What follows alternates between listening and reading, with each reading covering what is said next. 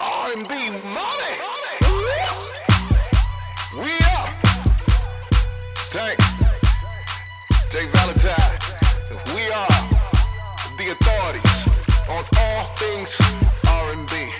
Ladies and gentlemen, my name is Tank. I'm J Valentine. This is the R&B Money Podcast. Yeah. The authority! The authority on all things R&B. Yeah, tell them what it is. I'm talking big shit today. Yeah, 100%ers. 100%ers. Yeah. Timeless. All-timers. Catalog. Yeah. Yeah, you want to break an artist? You want to break something? Yeah. You might get weak. You might get weak breaking something. You want somebody to sample your shit years later because it was so good? Yeah. Come on, let it rain. Let it rain. I don't like them. Niggas too good. Ladies and gentlemen, Brian Alexander Morgan in the building. Yes. Too good. Thank you. Too good. Yeah. You guys, man. I love you, Yeah. man. Thank you guys. Fans, I'm a fan first. Thank you both. Appreciate Absolutely, you. brother. Just happy to be here. You guys are killing. What are we talking about over here? We're I'm happy to talking be in about this seat. you. The reason why we even have a platform, the reason why we were even inspired to have this conversation is because this is one of those conversations that needed to be had. We're talking music that shaped generations of music. That's wow. Like in real life. Yeah. Appreciate you. Music that drops right now and is sang word for word, note for note, copying your flow. It's a blessing, bro. Yeah, I bet it is. Huge blessing. Yeah, yes, it is. Yeah, and we're gonna get into those blessings, and let you talk your talk. You know, as a musician, you know what I mean. Like for me, it's like wow. You know what I'm saying? It's the same reverence I give Devontae. Word. You know what I'm saying? Where it's like, okay, that's a different type of musicianship that you're adding into. Like that's different to be able to get that off. Like the first person we ever seen like go crazy like that from a musician standpoint to make musicians go crazy was Stevie Wonder. Yes. Where it was like, how did he do all of that but make it digestible to where anybody could understand it? Right. It's not easy. No, not at all. It's complicated and simple at the same time. At the same damn time. That's hard. At the same damn That's time. hard, man. Yeah. Let's go back to the beginning. Where is Brian Alexander Morgan born, and who passed these gifts down, or who did you sit under to find this magic? Born in Wichita. Wichita, What are they Kansas. doing in Wichita? Oh my God. Well, not a lot. Not a whole lot. They playing instruments. They're at least doing that. But I always like to say this. Wichita is landlocked. Not a whole lot to do outside. Okay? So there's no ocean to go to, like in the Bay or East Coast, and we ain't running to no beach doing nothing. Right. And all the lakes were where the white boys were. So they drowned every year. So we wasn't doing that. So that leaves church and the club. So is Wichita like, it's black enough, but it's very segregated. I was about to say, is it segregated? Absolutely segregated. Because how far is it from Kansas City? Like 2 hours. Like 2 hours. Okay. So that's the closest we go 2 hours before we get to a real city, a big city, any kind of big city. So Wichita, unlike Chicago, we were just talking about that to my homie. Like Chicago, 20 minutes is Gary, Indiana, it's 20 minutes from Chicago. You know what I'm saying? It's nothing like that. Okay. So when you're landlocked as we were, the competition in the church circuit is so heavy, and I know you can relate to this, so you got two tiers. You got your Baptist competition stuff. Yeah. And what they doing, and you got the Church of God in Christ stuff course, and what they doing. Yeah. Well, what I learned early, because I had lots of Church of God in Christ friends, right? So when my young ear was listening to, when I'm coming up trying to figure out how to play Stevie stuff, but I really want to play Herbie stuff. I really want to be Herbie or Patrice Rushen. Got you. But I'm 10 and I'm 12 and I can't comprehend all that complicated stuff. So I noticed that my Baptist, this is no diss at all, but my Baptist folks was very, very straight ahead and very straight and traditional. You're James Cleveland. Yeah. You're Andre Crouch. You're very straight ahead. But when I would go just a couple of blocks down to my Church of God in Christ folks, they was playing the complicated, funky chords that I needed to know. For example, at offering, my man would play on the hammer. He would play the theme from MASH. I was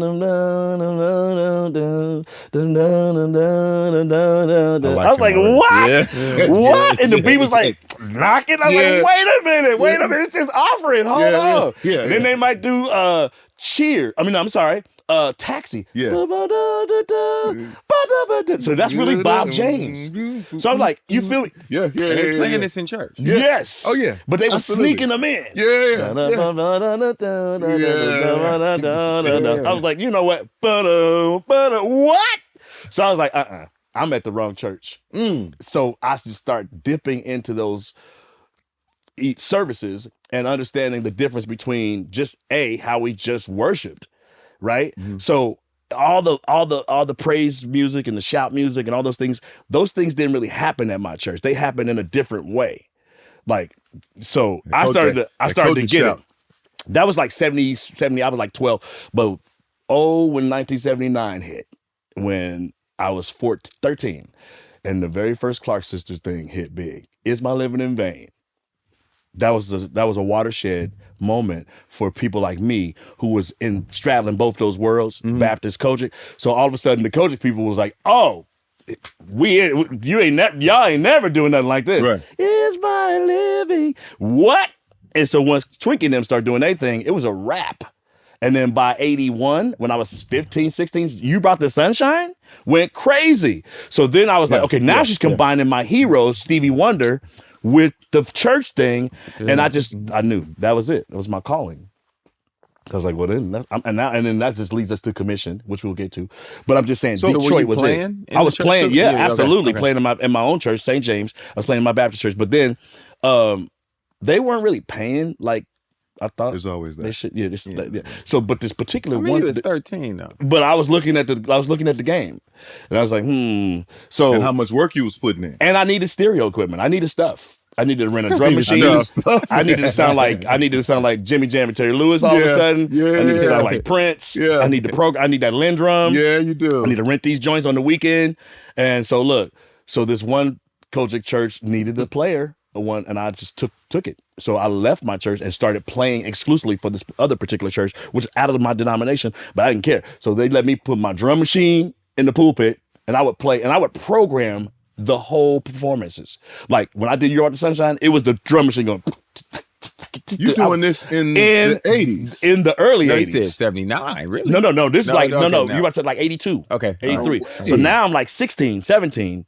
And that's what I was doing. So I would program all the fills on the drum machine. It was really a training ground. So by the time, and that's early. So mid 80s, when Commission came, like in 85 with that first album, then I was like, okay. Now I see it's possible to have these pop sensibilities on it too. That's what commission is to me. It's what I don't hear people talk about a lot. So what I heard Fred Hammond and those guys do is that they took records, because I'm from the Midwest, so Chicago and bands like that were huge. So Peter Cetera and heavily melody-based things, like, let's see, you say your love was meant to be. All the open, trying to love the open tones. Very commission. Is But that- then you started saying Is that commission Absolutely. on Absolutely. a church thing?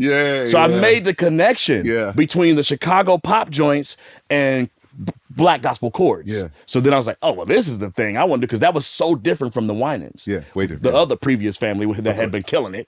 But we can't ignore the Winans contribution. Of course, and what Bill Maxwell, the producer, had my ear, because when he would do these productions, they were sounding like Earth, Wind, and Fire productions.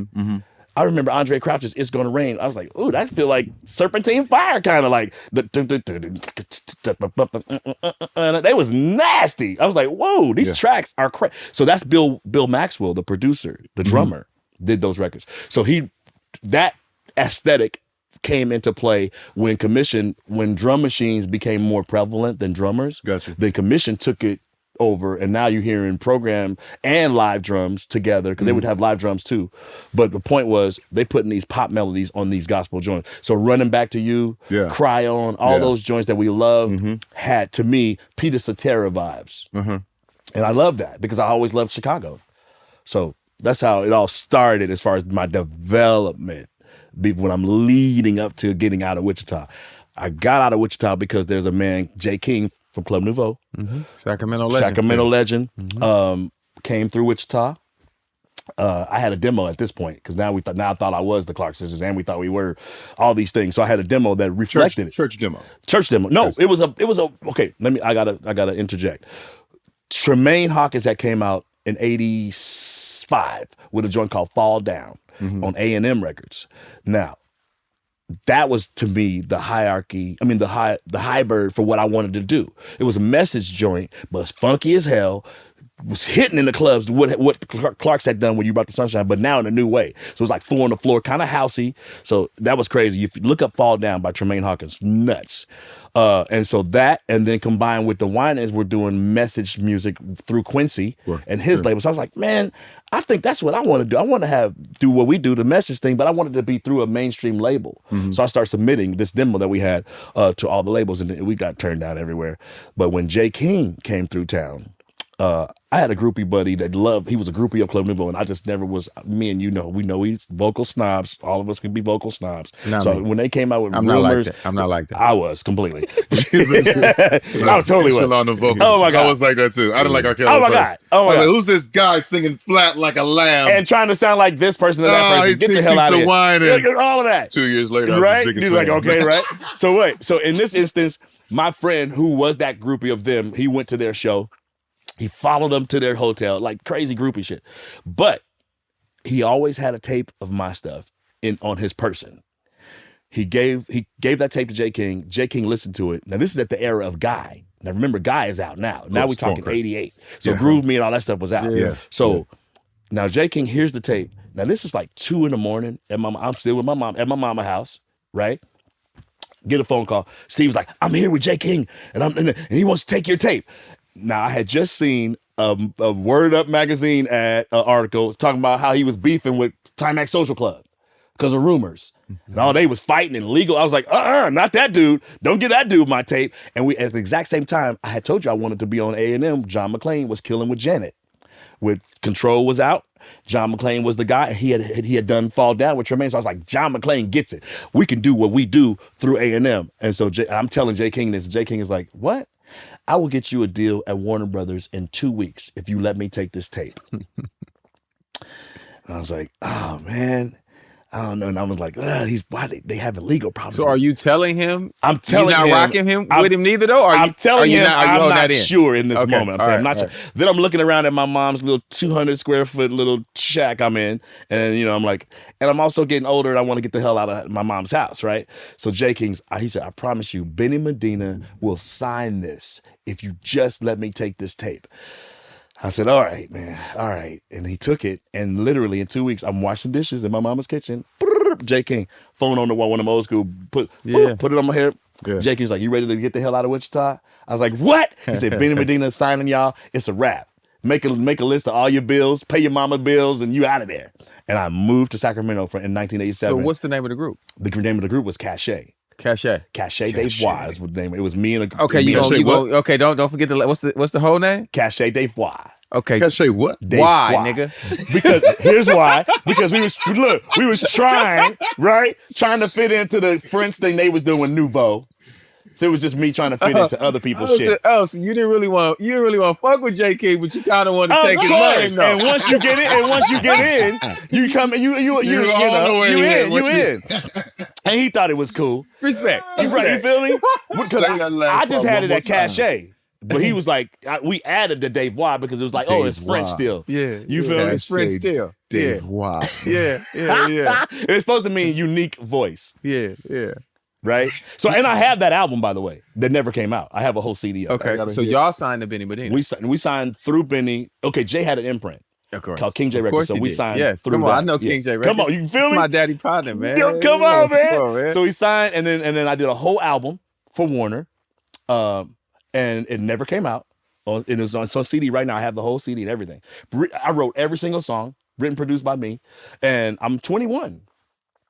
Now the weirdest thing is we got dropped a couple years later, like 89, a year later. Y'all was signed for. For a year. I did the whole record for a year. Then we got dropped because Jay pissed off the wrong people, and we got dropped. His whole thing got dropped. When we got dropped, now check this. Now I'm struggling to just work and maintain any type of presence in this record Sacramento. business. I'm in Sacramento. Okay. So thank God people like Derek Allen are there. Raphael Sadiq is there. So there's a lot of energy. And Wayman Tisdale, thank God, was there. Yeah. Sacramento King and bass player. Oh, we got dropped in 1989 from Warner. And I was devastated because now I'm the boy from Kansas that was supposed to make it. Let's go into dropped. Meaning, Was that because you guys had tried to put out music and it didn't work? No, or it was just the no. relationship? He said never it never came came out. out. He said It it never came out. It was unreleased. So the relationship just Jay's went bad. relationship with the head person in charge went south. Just went bad. And then they dropped his whole thing. And Jay was a real hothead at the time. He'll tell you himself. You already knew, you know what Jay can be like. He'll just threaten to beat your ass, just period. He'll just be like, I'll beat your fucking ass right in here, right now. He was one of them dudes. And so, but said it to the wrong person. Dropped the whole thing. So now I'm like, oh shit, I'm just out here in Sacramento, 2,000 miles away from home, broke with no deal, no nothing. So I started panicking and going like, what am I going to do to stay in this business at all? So I started trying to do record business adjacent shit. So I was like, I love Charlie. Let me write something for Charlie Wilson, because at the time they had just had out the record a year before. They had out a song on there called Wednesday Lover. You know that one? Holy shit. The guy band's Wednesday Lover. If y'all don't know it, look it up. One of the coldest songs ever. And it's still classic sounding right now. So I was like, I could write something in that vein of Wednesday Lover for Charlie. That's when I started writing Weak. But at the exact same time, Shantae Moore was in the camp because she had been signed to Warner Brothers through Benny too. So we all lived in Sacramento in the same place. So I got kicked out of my apartment for reasons because of maybe cheated on somebody that I was close to, and then I didn't have a place. So you were in a relationship kind of that involved lodging. The girl that was in the group that we was in, Cache. We grew up together, so she was like my childhood. Right, but she was handling the lodging. No, we both were, because we were both signed together. Right. So we were in that situation. But at a certain point, your money ran out. Money still ran had out, money. and I met a new person, and she caught me with that person. So I was instantly out the house. So boom. Yeah, so because in order for her to kick you out the house, I'm just trying to do the math. I'm out. She just get the fuck out. She had to. Well, she had a job. There we go. That's what was waiting on. That part. She had a fucking You was job. talking about all this adjacent shit. Yeah. She had a job. right. For bringing y'all no money. Right. She was paying the rent. She was paying the rent at that moment. So here's the deal. So I had to go. Hold on. Literally, did he not have a job? He also cheated. and I cheated. Without a job. Without a job. How you hold up? Not You good. cheat without a job. You can't cheat without a job. Not good. So that's how I ended up without a place to stay. And then you end up without a place to stay. That's how you end up without a place to stay. So now look who took me in, though. It all goes back to Jay again, because Rumors was by Timex Social Club. The song, How Do Rumors Get? So the guy that actually wrote that, did the music on that, his name is Alex Hill. Alex Hill was my best friends. He let me literally move in with him in this apartment in this place called Park City. Shantae lived in that same apartment, Shantae Moore. So I lived there and I wrote Weak in his bedroom using his equipment. Okay? So it's all crazy. But I'm writing it for Charlie, but I'm writing it about Shantae, because that's the whole scenario that was happening. Like, there's no way in the world I could ever get with her, but the energy was there. So the Weak is about not getting with her. Whereas Shirley Murdoch's As We Lay is about after. Right. Mine is about we can't. Never. So that's the difference between those two joints. But I'm writing it from the same. Did you ever? Does she know the song was about her? Of course. She talked about it on Questlove's podcast. Okay. Yeah, this is That's this is great. no. That Oh is yeah. great. So, but it's coming from a real place, and now I'm devastated, and then I also don't have a place to stay. It's all bad. So I'm just trying to get on Charlie's joint. So that didn't happen. I don't know why. I never submitted it to Charlie. I was maybe fearful that he wouldn't like it. I couldn't take the rejection from one of my heroes. So I just never submitted it. In that interim, waiting on that to happen, Martha Wash did a couple. Martha Wash, the dance diva, amazing. She had done a couple records that I absolutely loved. Everybody. What? Her voice, you don't belong to me. What? So I loved her. Always loved her. And then CNC had their problems with her where they didn't use her in the video, and she got, she sued them. She won a record deal out of it. She was on RCA. So I said, there goes my opening. I've always loved Martha Wash. I can write for her. But you knew her. You didn't know her though. Didn't know her at all. Didn't know her though. Didn't know her at all. Okay. But I had, when I was 12 years old, I used to DJ for the white kids in my school in lunchtime. One of my biggest records I played in 78 when I was 12 was Disco Heat by Sylvester. Martha was in the background on that record. It's killing the background. So I was like, I always wonder who was that voice in the background. It was her. And so it just stuck with me. So I always felt her spiritually in my heart. I felt her. Mm-hmm. And then with Everybody Dance Now was so huge in 90. Everybody Dance Now. I was like, okay, I'm about to write some joints for her just to try to have income, right? So I wrote 5 joints and I sent them, and I did them on the demo, little cassette, sent them to her management. I get a phone call. It's her manager, Doug Kibble, rest in peace. Doug Kibble called me and goes, somebody wants to talk to you. He puts Martha Wash on the phone. She goes, I don't know who you are or where you are. She said, but them 5 songs you sent, can you come to New York? And we're recording all 5 of those. And my whole life changed right in that moment. So I went from being dropped from Warner, to now all of a sudden I'm a producer, I guess, and I'm a writer. And I'm being flown to New York by RCA. Do you technically even know what that is at that moment? As far as just like the actual occupation of being a producer, because yes, you come from the group and you're writing and producing for the group, but that's just part of the group. Right. Now we're talking about you going an individual who is a star, huge star, with a high profile at that moment. Because this is her joint she's doing after she sued CNC Music Factory. Right. So I know it had to be 100% on point. Yeah. So and I was ready because I was broke.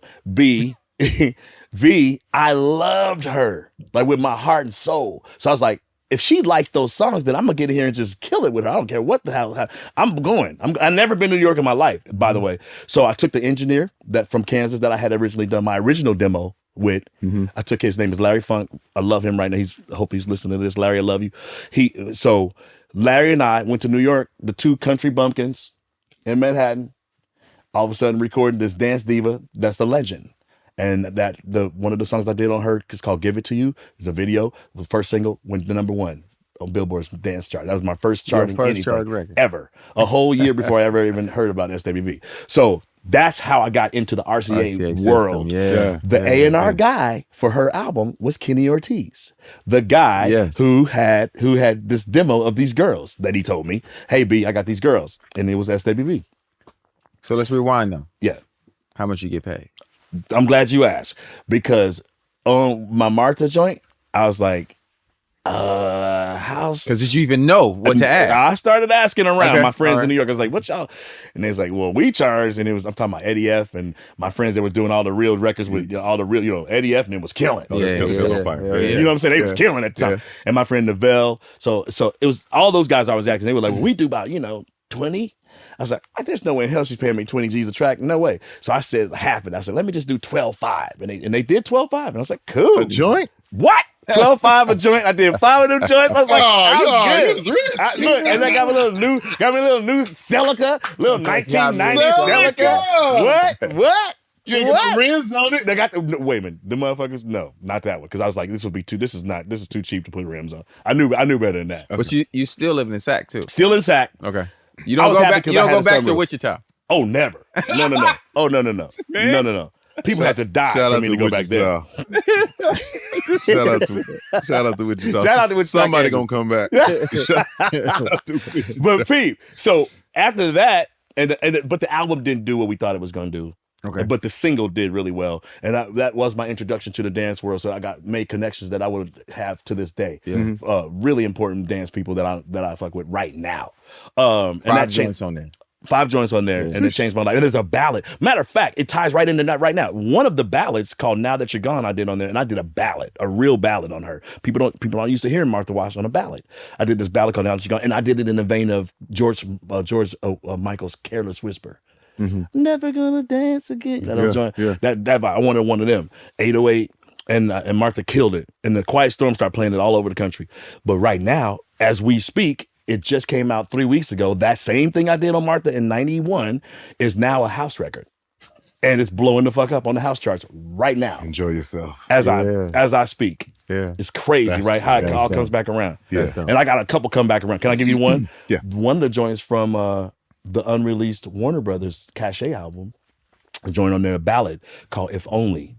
I wrote it with Charlie in mind again because that's the way I write from that space. So I wrote that with thinking about him. It's a dope ballad called If Only. I posted it on my Instagram just as a joke saying like, look at this shit I was writing at 21 years old. What do I know about this shit? It's a very heartfelt R&B soulful joint. And so when I posted it, I'm posting it thinking, this is just my followers will see it and it's whatever. When I posted it, Hit Boy called me. He's like, yo, that joint you posted? Bro, Nas loves that. I said, what? He said, no, you don't understand. We got to use that.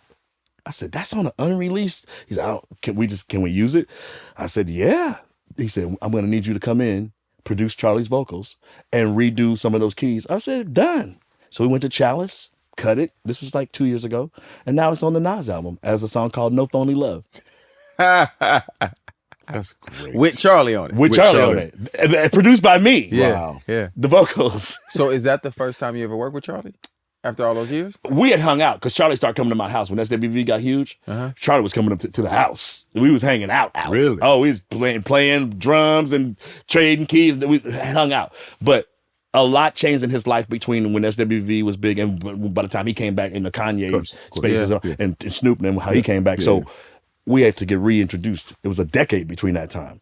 From 94 to 2004. Yeah. Right? Yeah. So it was just a blessing that something I did that never even saw the light of day as a record is now on one of my rap heroes, Nas, and Hit Boy, one of my producer heroes, and Charlie Wilson. I cried tears. Over 30 years later. Listen, when I thought I could hold it in and not freak out, but after we finished the session and we did that final hug, lost it. Like a little boy. Yeah. I lost it. Yeah. I don't give a fuck. I was like, I'm sorry. I can't. This is too much. And then Hit Boy doing that, even just reaching out to do that was so huge for me. Like incredible. And then I got invited to all the release party. And Nas it was like all the way through. It wasn't like we just used your shit and now fuck you.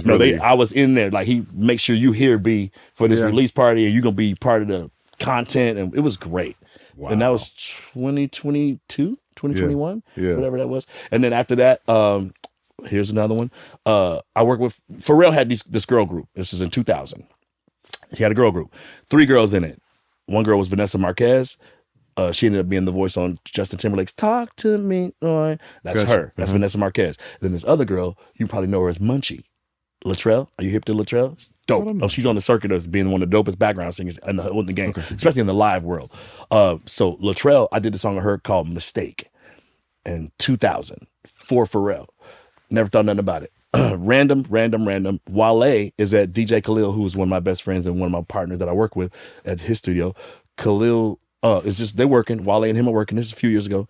And Wale out of the blues goes, I want to work with that Brian Alexander Morgan dude. Not knowing that Khalil and I are like brothers. Yeah. So Khalil's like, what? That's my guy. And so he said, man, I want one of them soulful SWV type, whatever. And so I had given Khalil a gang of stuff, like just over the years. So he had that demo from that Pharrell time, from 2000. He said, listen to this. He put that demo on with that Latrell girl, and that record's crazy. I can't wait to play you that. And Wale heard it, he's like, oh, okay. And so now that's on the Wale album from last year. As the demo. All they did was just like put a beat under the actual demo. It's her vocals, it's everything from my keys, it's the demo from You got 2000. like Jesus records that you think Lazarus think are around dead. here. Lazarus. that you think are dead, but then like 3 days or 3 years or 3 months later, well, I am alive. Okay. And records come back to life. Demos. I demoed a joint. You remember Something for the People? Because you do from the Bay. So I'm on Something for the People's second album on Warner Brothers. I did a song called Take It Easy. Rest in Peace, Fuzzy, lead singer. Amazing vocals. My guy. It's called Take It Easy. I flipped it. I wanted to flip the thing that they ended up flipping on Mariah, but I used the Genius of Love thing first. Genius of Love vibe, that vibe. So I flipped it, and this joint is crazy. And I love Mad Lions, Take It Easy, so I just kind of did the combination. So that song is dope, but I had forgot that I demoed it on SWV first. While I was trying to do it on Something for the People, SWV was at my house working. So I just demoed that song on then and forgot all about it. I found a DAT tape of it last year, and I put a little snippet of that on Instagram. I was like, look at this crazy thing I found from '95. It was the girl singing, and it was a cappella. Blast and Mike and Keys, the producers, saw that, took that little piece of SWV's vocals from that thing, made a whole record out of it, and it's a Blast record that went crazy this past summer. So I mean, it just keeps happening. Chris Brown with Young Blue using "Always on My Mind," it becomes a hit. It's called "The Baddest." Sexy motherfucker. Of course. I mean, it just never stops. I don't even know, man. I can't even tell you how lucky. You don't even know what to do with yourself. I'm just so thankful that you know what, when it's authentic though, that real, like, I think I ask myself this: why aren't these new producers sampling things like TLC, Destiny's Child, or the bigger groups that were considered bigger than My Girls, right? Totally, in every way. And they seem like they always go back to just the most rawest element of it. Church, street, period. That's it. The authenticity of just that. And maybe the chords and arrangements, but I'm just saying, like, they don't go towards the pop joints that were huge, maybe. They go towards those. Well, it was pop too, though. Week was a #1 pop record. Right Here was a #2 pop record. It's just very fucking popular.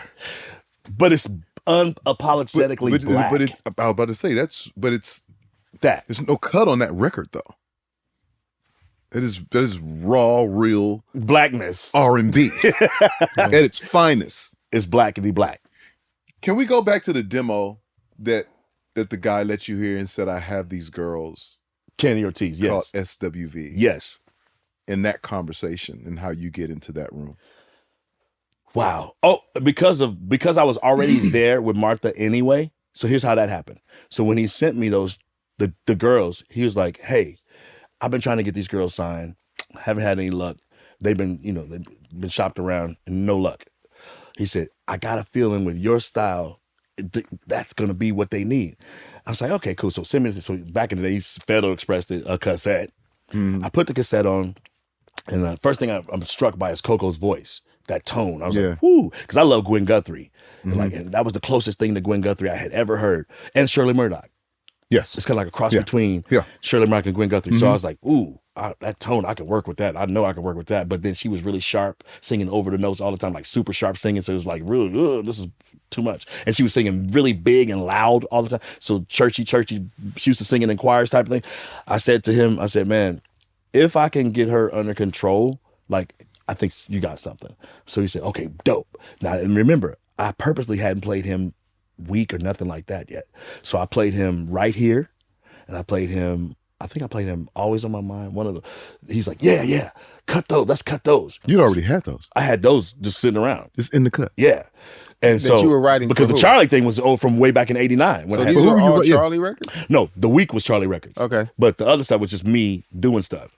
And Right Here was definitely just an idea. I have no idea how that was gonna land. But those are the records I had.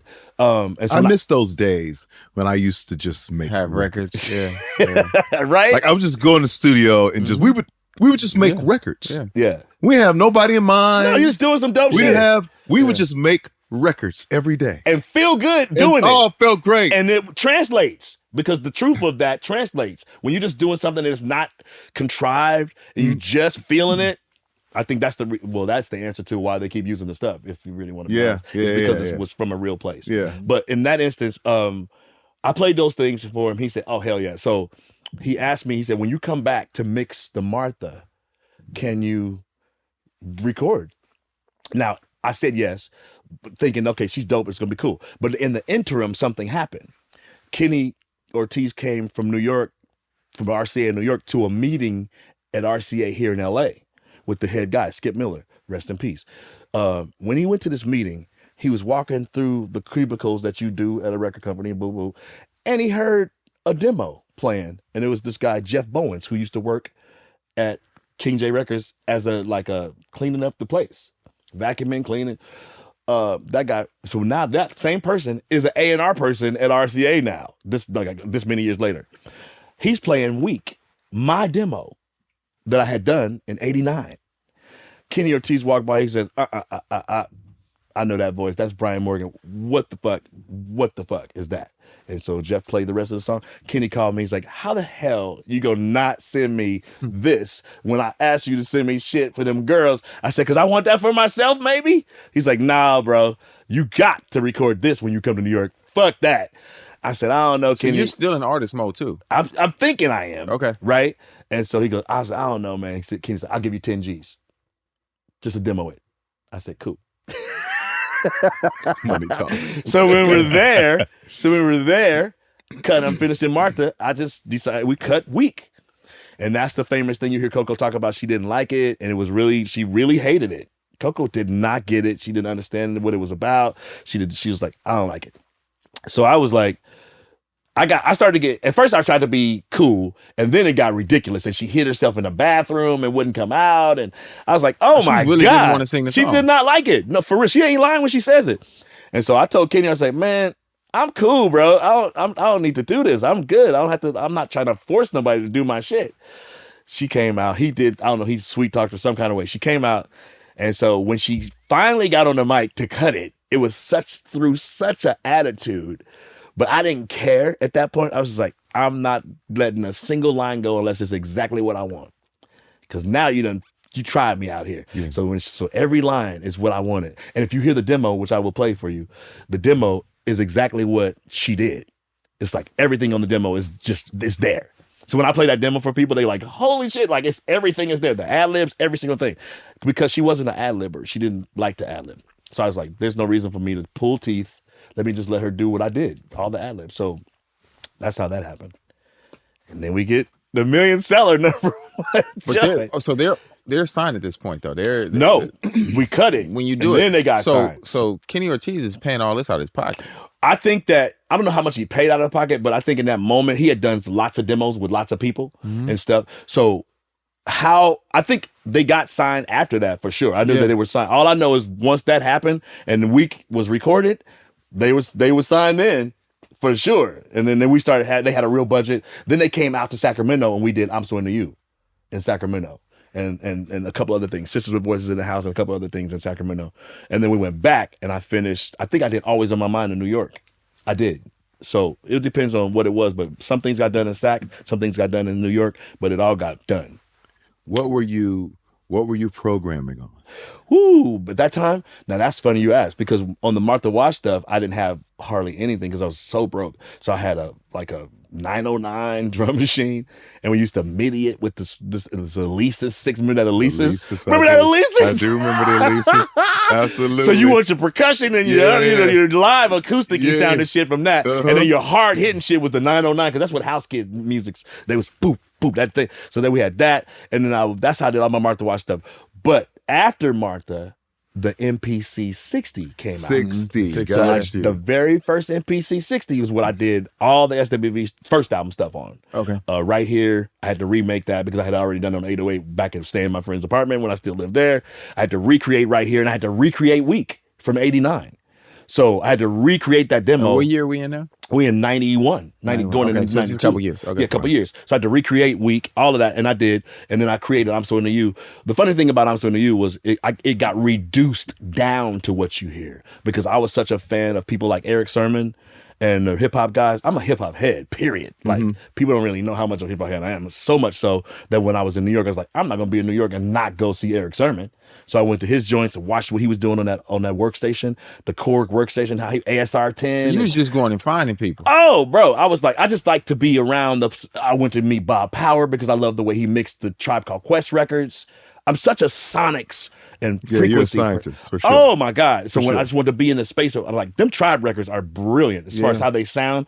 I was like, come on, man. So Eric Sermon, I was so in awe of him and how he put his shit down. I went back home and did this whole I'm So Into You that sounds more like Eric Sermon. Like what the mob, crazy heavy big drums. Kenny Ortiz heard it. He said, take all that shit back out. He said, I like what you had before. Take all that shit out. Just leave it the way it was. And I was like, and that's what I'm So Into You is. You just being too talented. No, you just being too talented. I was trying to be other people's shit on top of my shit. And he's like, just be you. That's a lot of shit. It was, right? Yeah. And I'm so glad he said that because when I stripped it back down, it was just this basic, straight as fuck.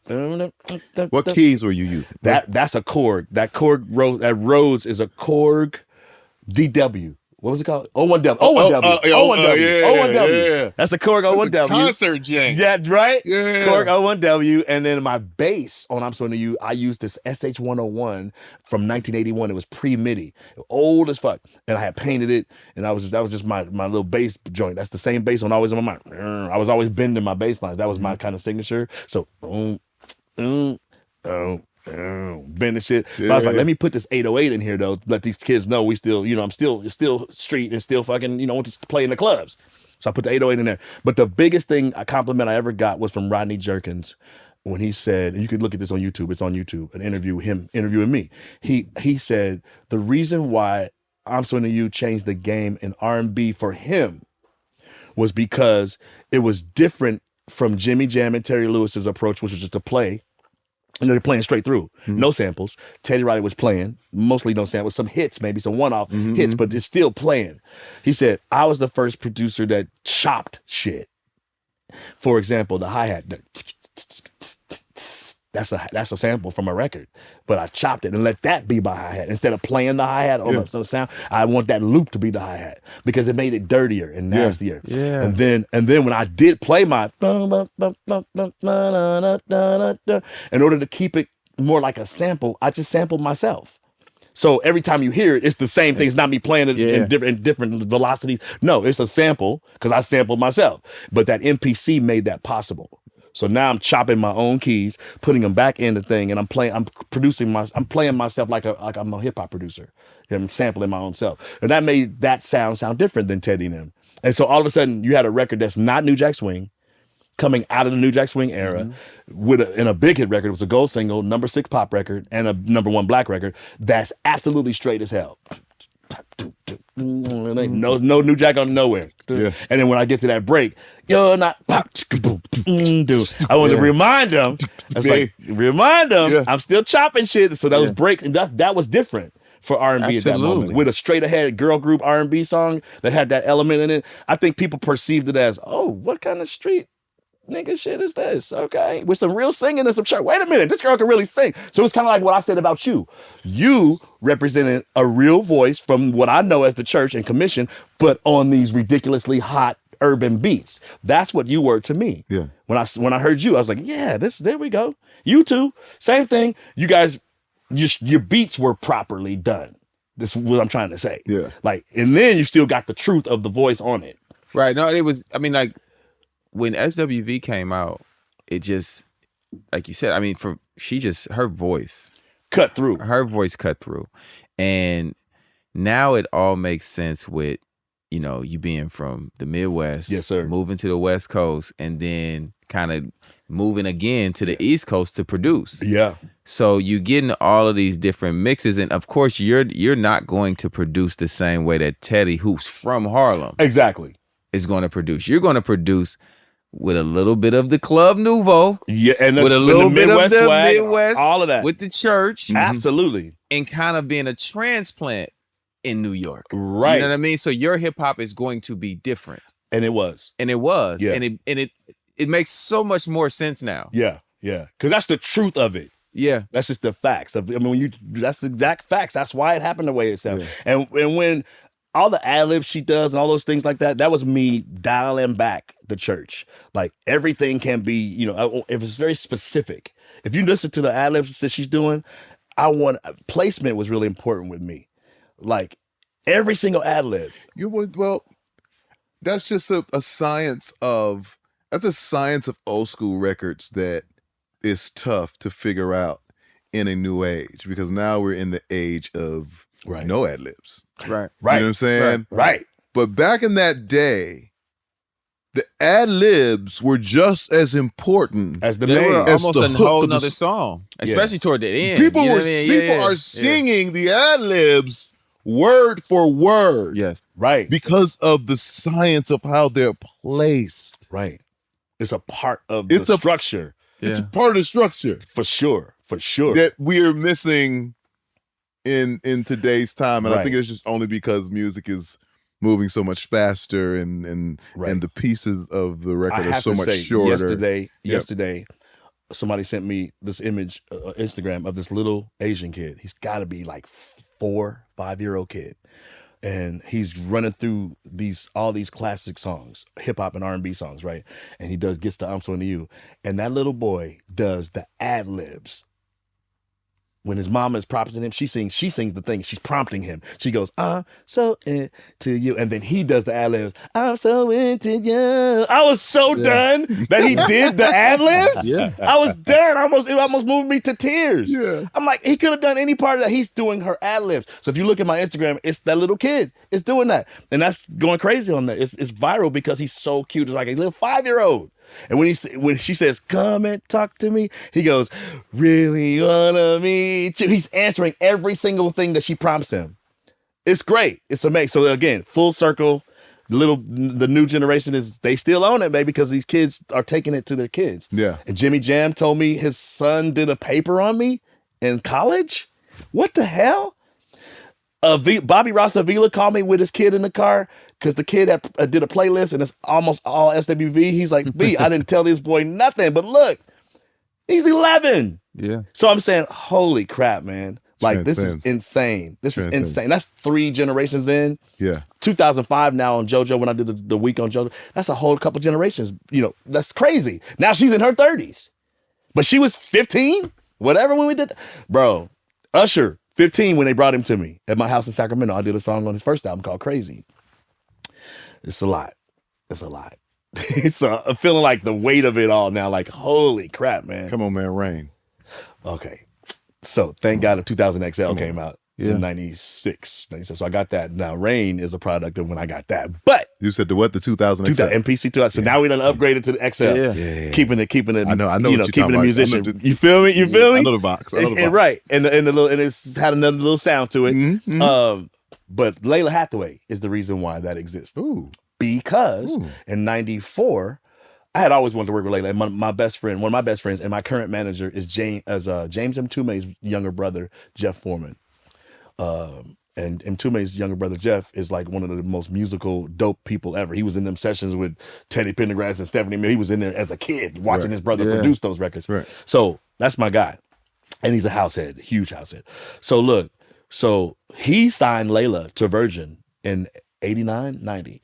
And I had always said I want to work with Layla. So when the girls SWV blew up, Layla was a fan, and then we got back together, and I was like, yo, I got to do something for you. So I did this song called Let Me Love You. Have you heard it? On Layla? Crazy. And I'm in the background. So Layla came to Sacramento, knocked it out in one take.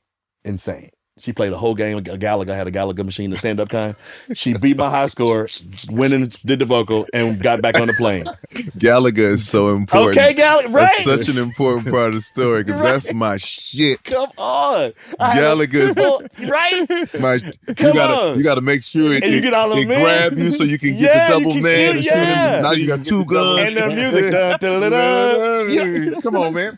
Come on. We actually made a song. Shout out to Charlie Burrell. We did a song to the oh my God. We did a song to the Jamie's house. Love. See? Crazy. See? And I never even thought I was going to tell that part of the story, but that was a real deal. God. Let Me Love You. Please look it up. Okay. She murdered that. And so, and she just added it to her set recently. And so that happened. But while we were vibing, before we recorded, I came to see her at her apartment in LA. She started playing me records. She pulls out Jocko. And this is 94. Yes. 1994. Amazing. So I had never heard of Jocko, didn't know who he was. She pulls it out. I'm struck by the cover because I'm like, wow, this is crazy. So then I flip it over. I realize Herbie Hancock is doing the liner notes. He's introducing Jocko. I was like, uh-oh, you got my hero in here. So I had to listen. So we put it on, we dropped it on Portrait of Tracy. And then, I was like, ooh, shit, what is that? She's like, that's Portrait of Tracy. But he goes into all these crazy other things that don't have no tempo at all, right? Yeah. So I just put it in the back of my mind. I say, if I ever use that, Lord, that's going to be crazy. Yeah. That was in 94. So 3 years later, I'm in my shower. I had came up with this hook to Rain, and it had been, you know how it bounced around in your head for a few days. You're like, I keep, this hook won't let me go. Rain down on me. So when I was in the shower in this moment, for some reason, some light bulb went off. I was like, wait a minute. If I fucking use that Jocko you heard the Jocko on this hook, yeah. Oh my God. If those go together, that's gonna be crazy. So I put on my towel. I didn't even wait to dry off. No, I just put on my towel, ran to my studio. I had bought the record, pulled out the vinyl, put the thing on the needle. It was the exact key I was hearing my hook in. I was like, I'm gonna take that as a sign because it went do do do do do. Woo! I was like, up. So I said, okay, so let me do this beat right now. So I did that beat in the spirit, right in the moment. I did not wait. I did that beat right then and there. When I put the beat together and played the keys, I was like, I think the Jocko part has to be the verses because I already had the hook. The hook already existed. So I was like, I just got to make those two things work. Yeah. So I just figured out how to do the transitions from the hook into and back and forth. So that's how I had to add chords to it because they're not there. There's only two bars of the Jocko. Yeah. It's not even 2 whole bars. It might be a bar and a half. So I had to connect those dots with chords that weren't there. So that's what you got, all these other chords that connected to it. You feel me? Was that a hard sample to clear? I never sampled it. There's no sample in there. I just played everything. You just replayed it? Yeah. So, okay, so even the clearance of that then? No, it wasn't because at that time, because I know he was kind of, like Jocko, he has a documentary. It's a documentary about him and everything. Yeah, so it's like, different. That's what I'm like. But since he only used like 2 bars, did they hear it? Or you were just like, oh, no, you can hear it. Oh, you can hear it. Just like, and they would sue the shit out of him. Yeah. There's no way in hell. Yeah. There's no way in hell. So I got to ask you a question too, though. Because in the midst of these things and these records that you guys are doing in this new group and they're blowing up, now people are remixing your records too, though. Right? Because you're like right here. Mm-hmm. Right here ends up getting remixed. Right. That was in real time. That happened. No, that's what I'm saying. I'm talking about real time. Yeah. Where you got these records going, and I'm going backwards a little bit because obviously the rain came later, but I wanted to mention, that's always a tricky thing for producers. Can be. Mm-hmm. When someone else comes in and does a remix. Right. And the remix hits. And the remix hits. You know what I'm saying? And it's like, okay, well, I did the record, but I was cool with it because I'm like, all that's doing is just making me more money because here's the deal. When Right Here came out as the original joint, it only went to like 20 something on the R&B chart and never even 90 something on the pop chart. So I felt like that was a life of giving the first single a chance to do what it's supposed to do. And it went to number 2. Pop, kept out only by Mariah's Dream Lover, which I remixed myself that year. So you remixed Mariah. I remixed Dream Lover for her. Wow. She called me specifically and said, would you? So she was number 1 with Dream Lover and I was number 2 with Right Here, Human Nature. But here's the thing, and I say this because I believe in giving people who do the work their credit. Mm-hmm. All Star created that beat. But he happened to be working with Teddy. Teddy at the time, yeah. Because Teddy was trying to sign him. So they were all working together, that's fine.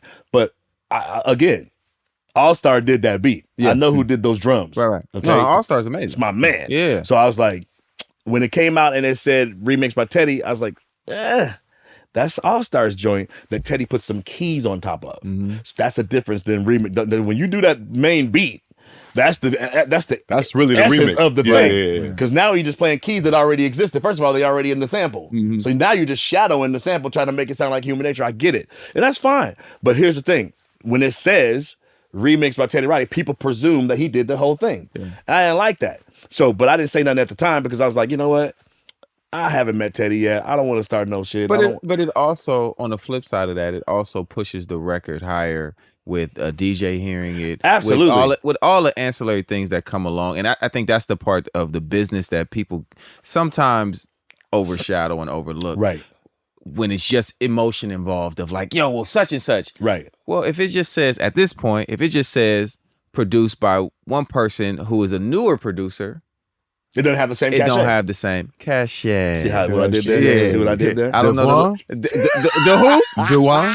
Cachet Darrell? Dewan? The what? Cachet Dewan? The what?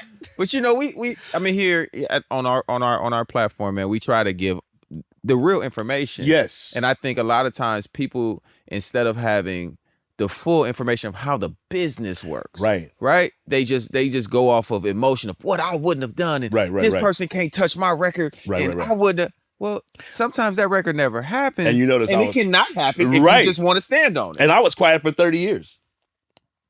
Until what? Till verses Till came now, out? till damn near, Till yeah, verses came out. exactly. I'm glad you said it. Babyface was like, I'm glad you so said we it. playing So we remixes? doing remixes?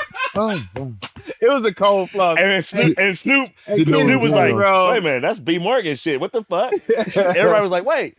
But I mean, but to me, again, All Star doing that, he's the one who knows where he took those samples from. Like, so I wasn't sure. So I called him himself. I was like, tell me what is really going on with this. Who did what on this remix? I wanted to know myself. Because it's your record. I wanted to know. It's your original Because I didn't record, want to right. be coming after nobody if I didn't know the real facts. So he called me. He's like, listen, B, I'm going to tell you exactly what the beat is. And he showed me. He's like, I sampled that from this, and this is the piece of it. Go listen to the real thing. And I listened to the real record. It's a Biz Marquee joint. Listen to it. I was like, oh, shit. There it is right there. So when some people from Teddy's camp was trying to say something different, I said, oh, okay. Well, tell me where those drums are from. Crickets. I said, yeah. Okay, bye. I know who did the damn record. And that means that those keys that Teddy put on there is fine, but that ain't the beat. Don't fuck around and tell me he did that beat, because he did not.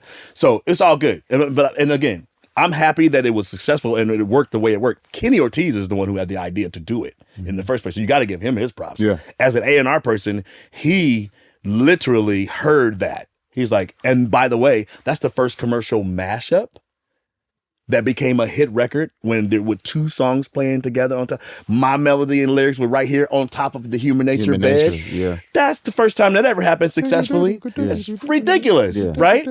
So I mean, And listen, in all fairness too, you're not clearing Michael without Teddy. You're not clearing Michael. not true. No. You clearing Michael without yes, Teddy? yes, we are. Let me tell you why. Okay, you gotta tell me Now this. I'm gonna give you this. Come on, I need it. Michael didn't write nothing on that song. That's number one. Okay. He's not a writer. Michael didn't produce that song. He's not the producer. Quincy Jones is. Mm-hmm. So Michael literally had nothing to do with Human Nature other than singing it. So his voice, right? So peace. Now check this. But he ain't got the power to clear it or not. Only the writers and producers do. So His voice though? nope. So anytime you clear some joint, you clearing that master. No, I'm saying clearing his voice for his was voice a to be Sony on it. thing, Right. not a Michael thing. But peep this. No. I'm It's still no. I'm tell you why. Yeah, No. I'm tell you why. When it comes to clearance, No, I know. we're talking clearance, yes. publishing, right? Yeah. So Michael didn't write it. The Toto dudes did. No, From I Toto, get right? that whole part. So here's how it but got y'all cleared. use Michael's, or And not no- even saying y'all, because actually y'all, because right. But here's you're how the it writer did. on So, it. but that whole concept of it ain't getting done unless Michael clears it is not a thing that was a factor. I'm trying to tell you, it wasn't even a Hey, factor. listen. Here's why. Let me finish the thing. I Let me can't tell you. agree with you on that one. Go ahead. No, I'm gonna tell you why. I'm listening. It's not even agree or disagree. It's just how it went. So it went like this. You talk to the writers and the producers of the thing. The Toto dudes called me and said, here's what we want, percentage-wise. I said, cool. That's how it got cleared, because the writers have to get an agreement on what's going to be the split. Things are a part of the ultimate goal. I get that. Right? Yeah. We're all trying to get somewhere. We're all trying to get to success. Yeah. Now, how we get there, everybody has their position and what they may have Right. played in that. Right. Some people's are more or less, and some people who have been in the trenches with it. It's like when Tupac used to say, I'm gonna do all my raps, and then you niggas can go do whatever y'all Right. want after I leave. And what if I say it this way? If you take away All-Star's contribution. No, we're not taking away. No, I'm just saying, no. But I'm saying, let's Absolutely just not. hypothetically, if you take away what he did, that's not the record. No, It's gone. That's No. not even what we're talking about. No, but I'm just trying to say, but if you did do that and his contribution to what he actually did, let's just say that you do that. Take away the impetus of what he actually did, right? So, and I'm just saying as a producer, as a writer and a producer. Yeah. I wrote the whole thing, so none of it shit matter to me. I'm still getting paid on all of it. Yes. But my point is, you take away what he actually did. Does that record stand up as a Teddy Riley record? No, because he's just playing keys on top of what my man did. That's all I'm trying to say. Or as talented as Teddy Riley is, He'd have done something different. It would just wouldn't have been that. Right. he would have He's not done, chopping. He would Right. have done His marquee. something that arguably could have been as great. This guy Arguably, did the show. it is Teddy. Yeah, he's dope. It's just Teddy wouldn't have been what it Riley. is, and that's fair. That's fair. So I think it goes back to the original nuance of You need all the pieces. This episode just got controversial. There's- Lord but, Jesus. but it's not It's perfect, controversial though. because these are the conversations that truly need to happen. That's Because facts. the other part that gets muddled in this, especially this new industry, is what a producer actually is. Does, yes. Because I wasn't there, so I can't say who did what in that situation, but there's a very thin line of beat makers and producers. Facts. Can you finish a song? There aren't many people who can finish songs. Right. Listen, in my own, I ain't saying no names, we've had many a moments where someone just sends us a beat and we finish their song for them. But we still give them production. Right. But we honestly do not have to. In that instance, for sure, yeah. You get what I'm saying? Totally, yeah. You got now where you got guys who are literally never even getting in the studio to finish a vocal, right? To approve a mix, sure. To take that certain little hi-hat that's irritating the shit out of me, right? Or somebody detuning something, whatever these things are.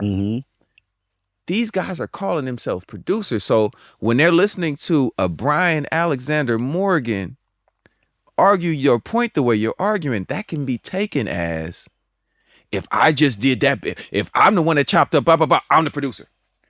I hear what you're saying. A lot of people can read into that. True. You can read That's the Bible as many ways as you want to make it work for you. Which makes it dangerous. But that's what makes that dangerous. Right, facts. You know what I mean? But in the case of, now what you're describing, and I agree with it completely, what you just said and the way you set that up, here's the difference between now and then, the eras, because this is where that comes in.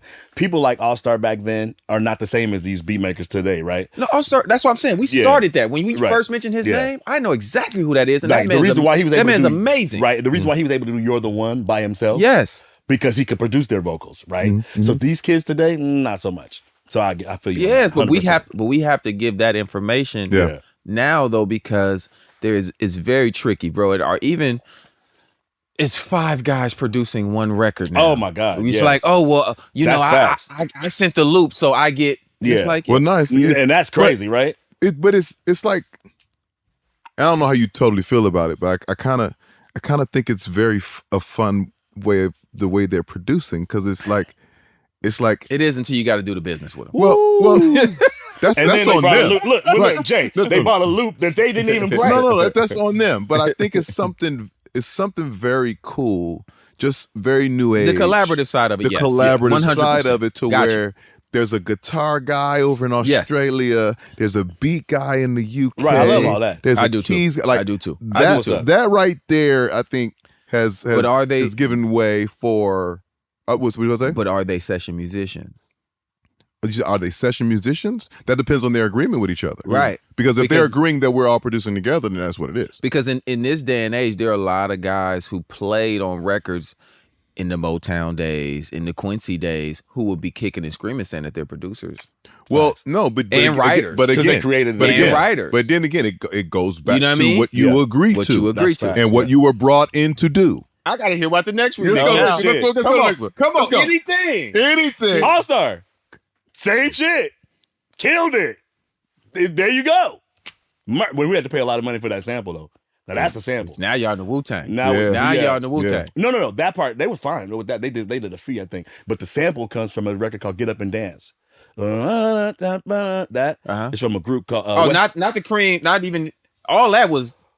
It was all just good. That sample. Just Wu-Tang when it mixed it in the Cream and the whole thing like that. I think that what I remember and I saw in the splits was that we paid the group was called West Street Mob on Sugar Hill Records. Okay. We paid, there was like 5 writers on that Get Up and Dance joint. So that's all I ever saw.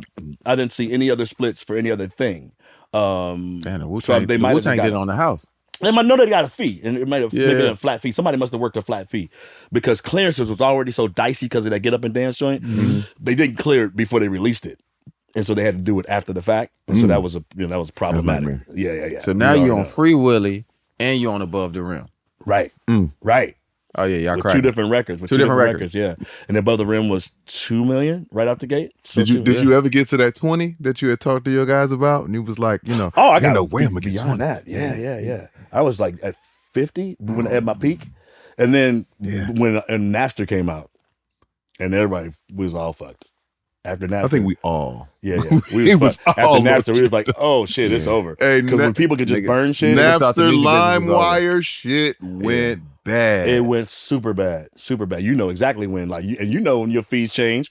You're like, oh, they ain't up paying that. And then, MySpace and what's the other one? SoundCloud. SoundCloud, yes. Forget it. When they could get beats like that from kids that don't even know the game and just like instantly have a record and be able to just put it out and they don't have no clue of what the business is.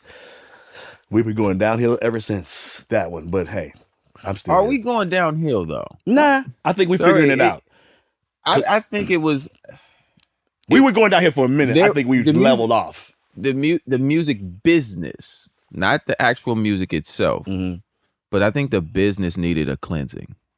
Yeah, because there was a lot of greed, and a lot of just taking advantage of budgets. Taking advantage of, you know what I mean? Yeah. Like really, like really going in there and just destroying people's budgets and putting them so far in debt. Absolutely. Artists was getting dropped. And I ain't saying no names, but the Cristal and strippers. all the shit. Yeah, on the budget, on the artist's budget. And some of them was the hungriest motherfuckers. The craft service was. When I say wild, yeah. And I think what ended up happening is like. Yes, because we've all been there. We've all been at the the producer events and the heavy events, and we've all dealt in that.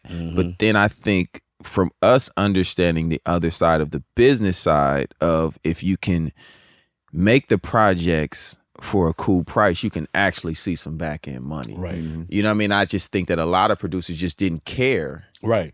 They were just like, listen, you want me to get in with such and such artists? I'm a need. 100. You know what I mean? Whatever these numbers are. Yeah. And they didn't look at it as I'm going to actually build real records and really see something on the back end of this. Right. You know, what you did with SWV, doing multiple songs on that album, having multiple hit records, y'all gonna see publishing. Right. Y'all gonna see royalties forever.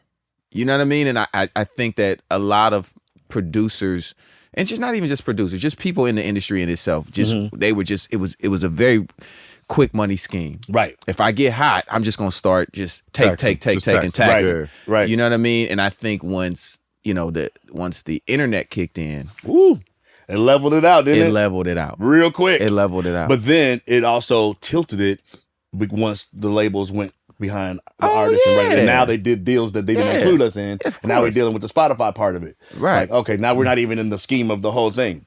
There's the bad of what that is, and then there's the good of what that is, because we never saw any of this coming. Right.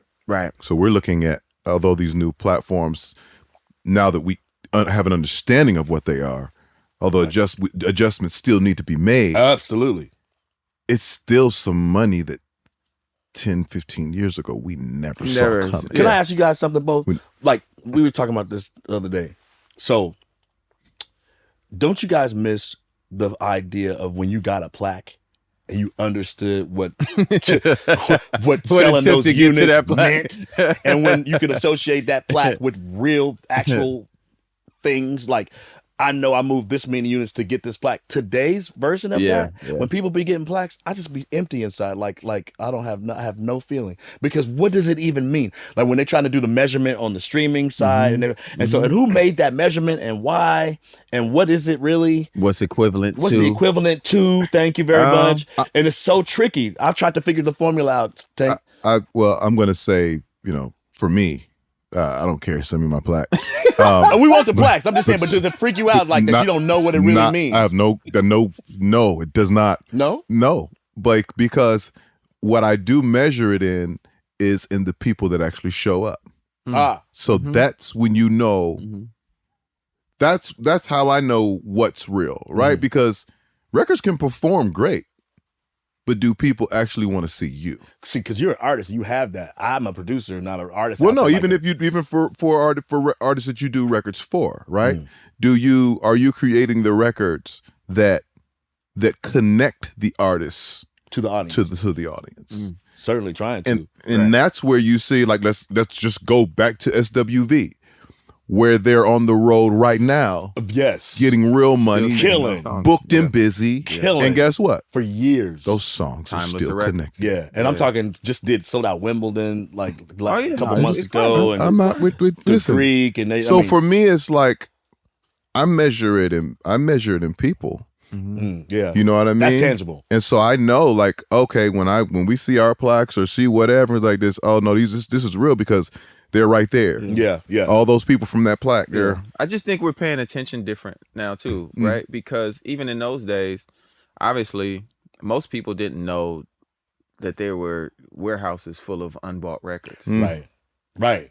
For some of you niggas that got plaques. You know what I'm saying? Yeah. You know what I mean? Right. Like niggas Right. be like, oh yeah, you know, this song went gold. And I'm them like, shits did not sell through. you sure that went Right, gold? right. That's Yeah. so funny. You Because say like, might you have said, shipped. because like you said, the people, shipped. it might the have word. shipped. shipped. Ship used to be a whole used to nother hold thing, Right? It is a whole other thing. So I You think now sold gold, but you shipped but you wood. ship. Yeah, you know what I'm saying? So it's like No other way around. You other shipped way. wood, You but ship you sold. wood, yeah. Yeah. But I think that now is just we're paying more attention to those things. Right. Right?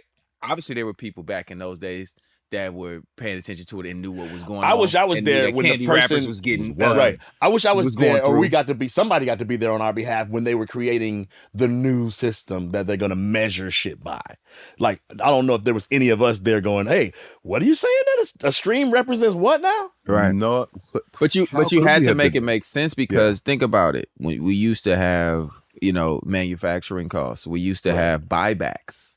Buybacks. Yeah. Let's talk about that. Mhm. If your shit ain't selling, You got to do them and buybacks. then they It's the called label got it. cutouts. You know what I'm saying? So all these were part of a deal of why artists were only getting a certain percentage. Right. Because they had to put all that into account. Right.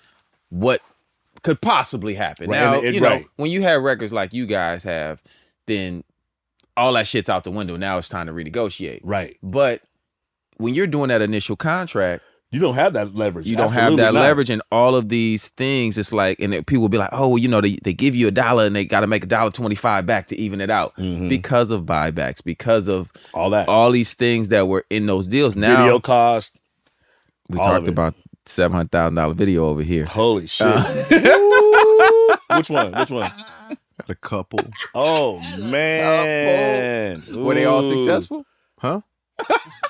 I said, were they all successful? You have to pay them shits back. Maybe I deserve. Ooh, I love Maybe I Deserve my shit. We end up shooting 2 videos. So I ended Y'all up- shot 2 for Maybe I Deserve? Oh. yeah, the first one didn't work out. Okay. And so the Maybe I Deserve video is a pickup shoot. No shit. It's Because I was about to say 700. Well, I'm seeing that video in no, my that head. was, I'm that like, was about 500,000. That's a pickup shoot. Who shot that one? Who directed the first one? Shit. You they gonna be in Tank DM. Yeah, man. You don't forgot about a remember? nigga? You don't forgot? remember? You forgot about Who did the pickup one? Yo, No, same guy. Same guy. Oh. Same guy. I remember it. So that's a pickup shot to add to the video that we already had. Wow. yeah. And so when they got the pickup shots back, Jomo was like, the pickup shots look way better than the actual video. He looks better. Let's just artistically create this From this. thing. Yeah. And when I got the video back, I was like, what the fuck is this? Hmm. Had a full storyline. My girl was pregnant. I thought she was sneaking around. She was Yeah. actually going to the doctor Holy and shit. all like that. It was a whole thing. Nigga, I had a big old Wow. truck I was Right. driving and we had rented. Like it was Y'all a did a full whole absolute nigga. And now you just Nigga, now I'm you just R. in there Kelly with, Jr. Y'all did a shit. whole I you got just a in there whole with a leather fit on the couch. nigga Shit. sitting like this spinning around. I was like, when I stick out that video, I was like, what the fuck is this? I thought we were just doing, trust me, Tank. Joe will talk me into it. Wow. Trust me, Tank. It's different. People are going to love it. Like, just think about what's going on. Like, people in their mind are trying to figure out what's happening. I said, yeah, I'm trying to figure out what the fuck is happening too. You thought it was a wrap. You I thought it was over. Holy shit. I had just come off of a loss with the 700,000 video that we shot. Freaky. Oh, So damn. now you 1.2. And that was Chris Two Robinson. videos. 2 Wow. videos. 1.2 million. 2 videos. Not to mention recording budget. When, music, J-Dub. We needed a cleansing. we We needed a cleansing of this shit. That's a man. lot. Butter, Key Beats, Wow. Fort Knox, Wow. Timberland. Noon time, like that's the whole budget, right? That's such it's a rap. Electric Lady, It's a crazy thing. Chung King, Man. And they was definitely they was getting breaded up. All them, man. I know those rooms. Trust everywhere. me. I was in real rooms making the music and recording the music. I did the background vocals on Rain in Electric Lady, and Coco did her lead at Right Track. Real rooms. Oh, yeah. This was pre-home studio. Absolutely, which I missed, by the way, because it was like you ain't even supposed to be in here if you ain't got your shit together.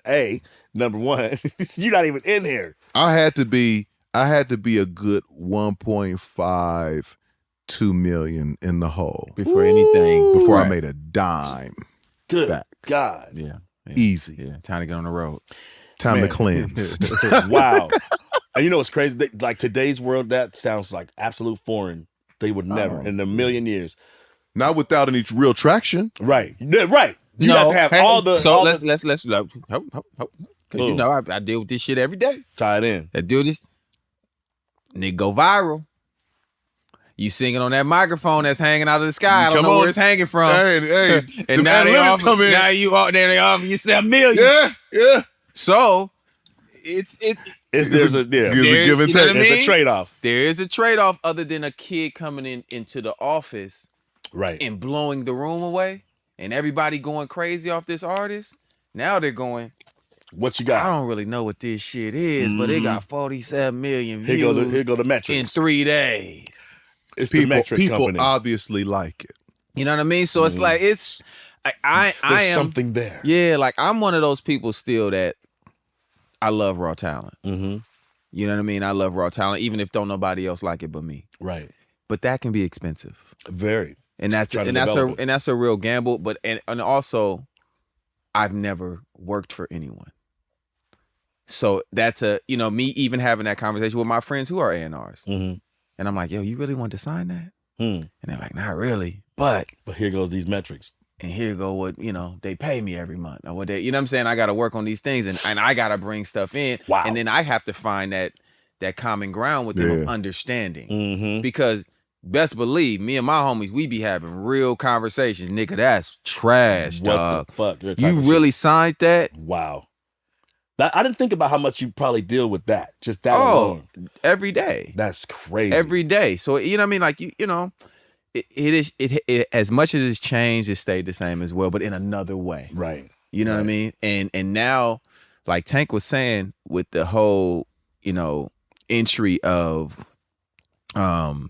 DSPs Mm-hmm. and the way we, get music now, where we receive music, it's so many new ways to make money off of it Right. that, it's just put us in a different space. Right. It's And put it- us in a different And space. it's put us in a it's at a cost, but it's put us in a real global space yeah. to For where sure. Yes. we've been able to shrink the world Mm-hmm. because of this new digital Mm-hmm. wave that we're on. Right. We just have to, we Right. got to figure out. Tyler, you said global. Tyler did a version of Rain, the I'm a Piano version. I want y'all to hear when you come over, do your verse. I'm a piano is nuts. I bet you don't have no the- beats like that ready. I have the Tyler, the girl that did Make Me Sweat, Make Me. I'm saying, who I did know. the beat? Who did the? Oh, the, one her real African. This is South African. You know him? Done. I know. I got his number, but I need. mean, We need it's- to talk to him. yeah, for sure. But you need to come over and I'm just trying to make sure you get over there and get that voice first. Just don't worry about that. But I want you to hear that though. There's so much I want Yeah. both of y'all to hear, honestly, on some real shit to put y'all's ears on. Like, am I sitting on some shit? I'm sitting on a Pause. tribute album, first of all, that I want y'all to hear that I put my heart and soul in, reimagining the 5 of the hits done by today's artists. Absolutely crazy. Mhm. So I want y'all to just on some just us shit. No, it's just dope, bro, that music still is what it's been for Yeah. you. It's so, Right, and it's I'm so you can see passionate. He's still like- he's you still got can the see the passion, excitement, still- yeah, right? yeah, Oh, yeah. I am, And that's man. why Like, it's even great to have these conversations, because someone else would see this and be like, "Oh, well, the disagreement," and they went back. But this is what music is about. right. Yeah. Music is not always agreeing. Barry music did is, it. you know what I'm saying? Motown, that's what all right. they did to get Like, those hits that we know. So music is that's how you get to it. subjective. Yeah. Music to is it. subjective. Totally. And then the business has become subjective. Subjective. You know what I mean? what? Let's just for a second talk about how subjective the actual business of music is, Mhm. because there is there is the book, then there is the standard, and then there's the thing that you agree to. That part. Yeah. The only thing that matters is the thing that you agree to. At the end of the day. Can we all agree to that? We can Yes, all we can all agree to that. Yes. That's the only thing that matters. Right. They're At like, the end of the day. when you go in, you ask for 14 points. Well, nigga, I wouldn't sign shit for 14 points. Exactly. Personally. You're going to go in and you're going to be going right out. You know what I'm saying? Like With 0 points. But Grand closing. But there's Grand also open, but there's grand also close. people that will go in there for the opportunity and say, you know what? I'll sign for 5 points and I'm gonna turn this 5 into 50. You better believe it. So that's a perspective. That's a It's whole a other. That's right? So it's like it's what you agree upon. Right. And what you're comfortable with. Yeah. Right. You know what I mean? I don't think anyone should do any deal in life uncomfortable. Right. If you're uncomfortable, you probably shouldn't be doing it. Whatever it is. Right. You know what I mean? You out with the girl you ain't supposed to be out with, you feel uncomfortable. You probably shouldn't You be should doing that. probably get up out of there. You're not good. Your stomach growling. It's a problem. Don't do Trying to it. see how much this bill gonna be. You're right. In my pocket. You know what I'm So saying? you gonna get the steak too. Got it. But yeah, no, but you were the way you just put that is perfect. Yeah. To me, that is what the business is. What you agree to. I cannot look back on anything I agree to and be mad at it. I don't have one of those I agree to regrets. Mm-hmm. And I done been through the mosh pit Oh, I can only imagine. of this shit. And my J. King Cool. contract at first was a nightmare. Yeah. But I absolutely agreed to it because I was trying to get out of my mama's house. Yeah. Listen, it's some contracts I didn't even look to agree to. I just signed them. Keeping it one. That's just, I'm in. Oh my God. Let me, Out of Wichita. Yes, right. That was me. hold on, let me read 100%. it. Can I read? Let me read it. Let me see. Hold on. Oh my God. And then you found out. Hey, listen, and guess what? That was the original fuck around and find out. What I found out was, okay, I got work to do. Yeah. Yes. Yeah. Because for us, the work, shit, that was the easy part. Getting in the position to where the work mattered was the hard part. Yes. So you mean to tell me I'm about to fly to LA, I'm going to get in the mix. Right. And I'm going to meet this guy, that guy, this producer, that writer, this. I'm in. Right. Where do I sign? Right. Absolutely Like what I you said, did. him calling you 2 weeks later. Right. 2 weeks later. Yep. Talking Changed hey, man, my life. Hey man, hey, take this Yeah. flight. We got a place for you to stay. Let's we got go. a place for you to do music. Absolutely. So There was like no you way said- I wasn't like you going to said, do it. when- in hindsight, when you go back and look at that contract, you could say it was a bad contract. Right. But it was also something that led to you living an amazing life. Absolutely. Man, what? Absolutely. And that's why, ironically or unironically, when the thing happened with If Only with Nas, I absolutely called J. King and I said, I'm about to give you a percentage of this song on this Nas record. He said, what? Why? I said, because if it wasn't for you, I wouldn't have never recorded that record. Period. That's even though it was unreleased. Yeah, real we don't niggas we do don't real have- things. We don't have no Solid, paper. bro. Yeah. I was like, I'm Yeah. doing that, period, because that song would not exist without you finding me. Wow. We almost cried together on that because I was like, bro, I want you to know how grateful I am. A. B. Who fucking could have predicted this would be on a Nas record 5 years later or some crazy shit. Right. And me and Jay are just like that because that's how I get down. And he respects that, A, I never badmouth him about anything, period, because I wouldn't even exist without him. Mm-hmm. So as much as crazy shit as we went through, it was all probably the same thing. I'm gonna have. I can't wait to have conversations Par with for you. the course, off man. mic. I want to have them conversations. You know what I'm saying? Yeah. Because I got my J, you got your person. I got persons, but guess what? You feel me? And like, I don't know who. Hey, man, listen, man. We gotta share those We war are not stories. here without them schools of hard Them knocks. Schools of hard knocks, Yeah. Listen, when you the shit all three of us have seen, bro. the people, Woo, man, please. man. I just never had no bad contract situations. Mine was, I took the stairs. You know what I mean? Like I really did take the stairs. You seem like the kind of person that is meticulous. Like I am. And see, You know what I mean? That's what I was. Jay had a business when he was 4, so that's why he's Shit. Like That's you why got he's that still- meticulous vibe. I can tell by the waves in your head. This nigga said, I ain't even coming in here until these waves is right. Hey, Jay was negotiating at an early age. So you want But the bike and the tires? How but you want to do it? But yours is good though. It's a smart vibe. It's not intimidating. But yes and no to or not even yes and no, but looking back on it, I tend to look back on it and say, if I would have just done that deal, things could have been more prosperous. Or I could have, because it wasn't like I was ever in I got offered some shit that was just like, oh, it was life or death. No, but just some things just didn't work for me from the terms standpoint, right? And I was, like you said, I was meticulous in a lot of those type of things. Did you have a manager through all of it? I always had my father in my head, who was my first manager. You know what I'm saying? Wow. Who really just didn't take no shit. So I was trying to find a happy medium Between in that. You know what I mean? Yeah. But I had managers and management that worked with me along the way. But even when I had management, I managed us. You know what I mean? Because I just understood the business from such a young age. Right. But I also, like I said, when I look back on it, sometimes I look back on it like, damn, maybe I should have done that deal. Or maybe I should have written in that session instead of it being like, but I get, like Tank said, you gotta take what comes along with making that decision. Right. I just, as the young niggas will say now, in certain things, I just stood on business. Right.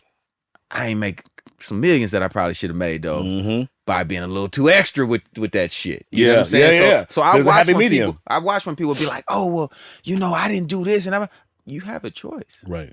When J. King did You what have a he choice. did, it cost me my whole shit for that first time out, but I wasn't supposed to come out at that moment.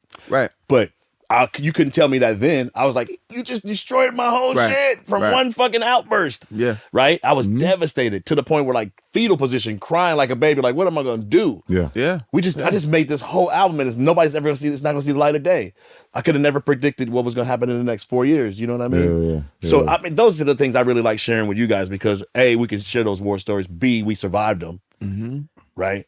And so hopefully we're on the other side of it with some knowledge to share. No, we are. Yeah, not hopefully. That's what we're here to do. Right. We're here Now to that's give that our offering. knowledge. Yeah. Right. The music part of it is, of course we have that. We do that, but the information is It's everything. It's everything. It's everything. My God. And that's why we're here.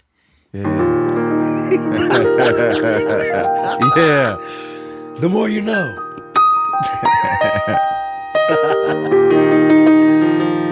Love it. Brian Alexander Morgan. As I play this Superman.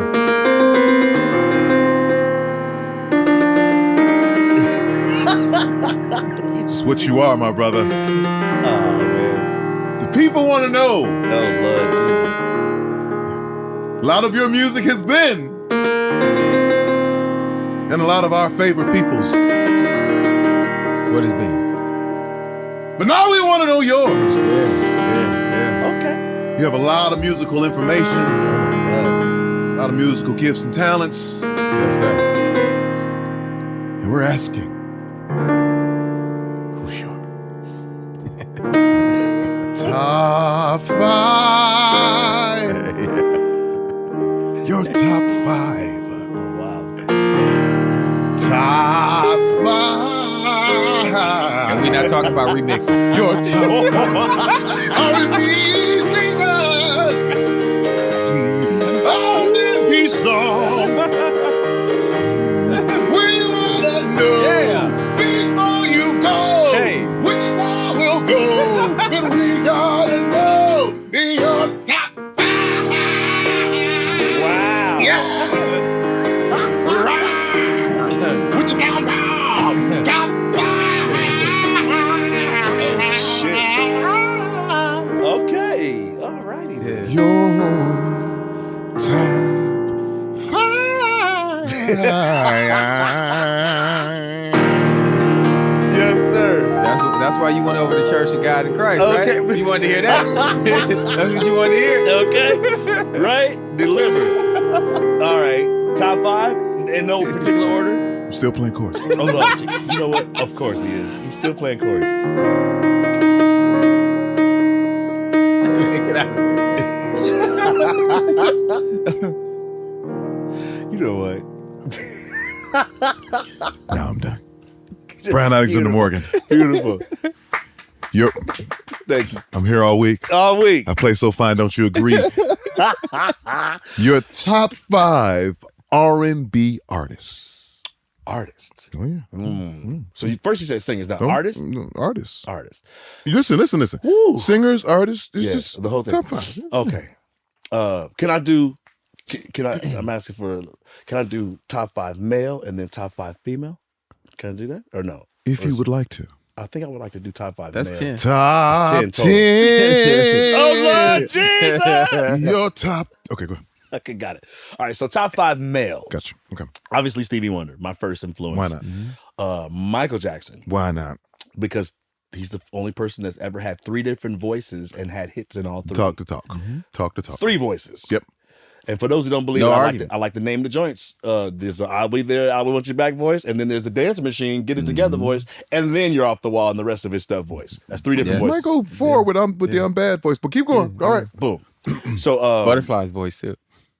yes. So what I say? Voices. Stevie, Michael, Stevie Michael. Sly Ooh. for the Deacon. Valeo's on. Yeah. Valeo's own Deacon Soul. Yeah. Brilliant messages and lyrics and melody that I still fuck with to this day. I just finished his book this morning. Yeah. I was reading that for the last couple of weeks. His autobiography is amazing. Donny Hathaway Why not? for the vibration of his Why vibrato not? that is some kind of otherworldly spiritual thing that happens. Absolutely.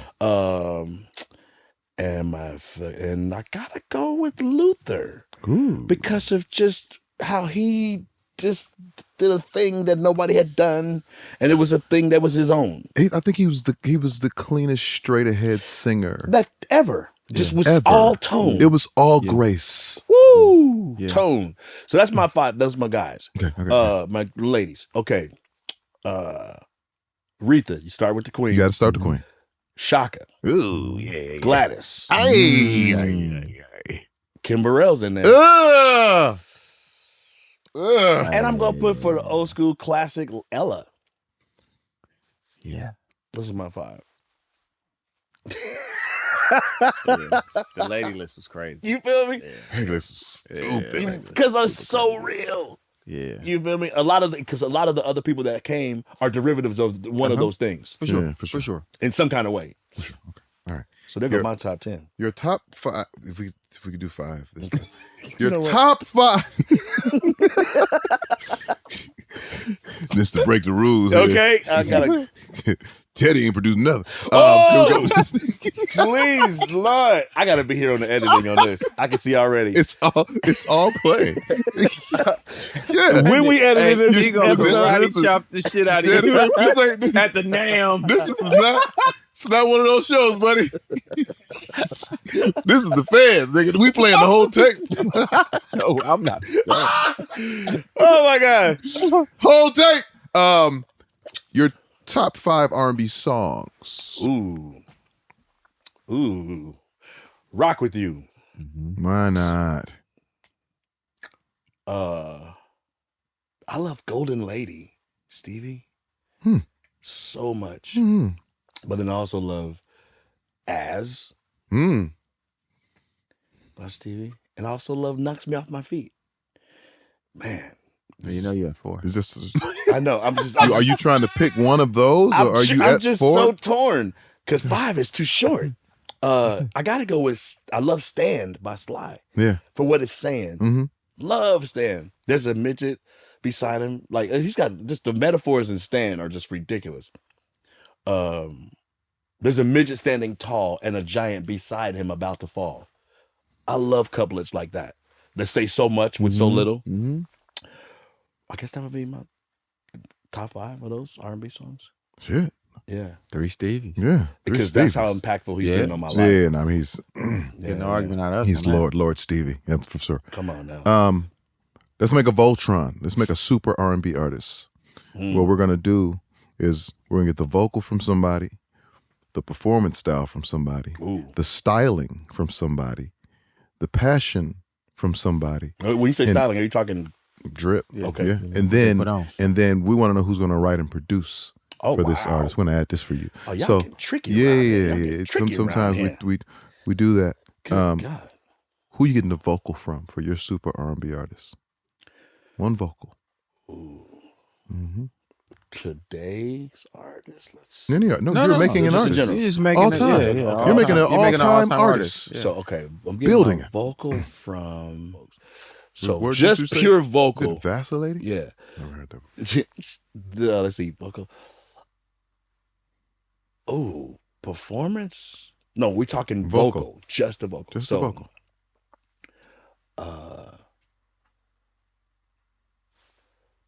Twinkie Clark. Shit. Wow. Twinkie Clark for the vocal. I mean, not shit. With And that don't go together. And what was the next thing? Performance style. Kim Burrell. Like on stage? The style. Not the vocal style. Performance style. Oh, performance style. Yes. Michael Jackson. Michael Jackson. Okay. Twinkie voice. Michael. Okay. Mm-hmm. Michael moves. Michael moves. Mm-hmm. Okay. The styling. Diana Ross. Yeah. Yes. I don't know how she's gonna dance in that gown, but I get it. And she's doing runs in it too. A lot of runs. Diana had that shit on. Yeah. Yeah, she did. Shit, that shit. And always the top Flyers. Woo. Flyers. Look the Just seen her best. at the Hollywood Bowl twice in the last 5 years. Still fly. Blew me away. Yeah. Oh my God. Still fly. 70s, inner 70s, killing. The passion of the artist. The heart. Passion. Bob Marley. Yeah. Bob Marley. Because I just saw that movie. Mm-hmm. My God. You watched them original videos. He was giving it all he Oh, had. totally. Yeah. Now he loses himself in the Even music. with that toe. Lose himself. My God. Yeah. Yeah. And who's writing and producing for this artist? Us three. Hey, come on. We made the cut, ladies and gentlemen. We made the cut. Thank you, sir. And we will be actually producing on this.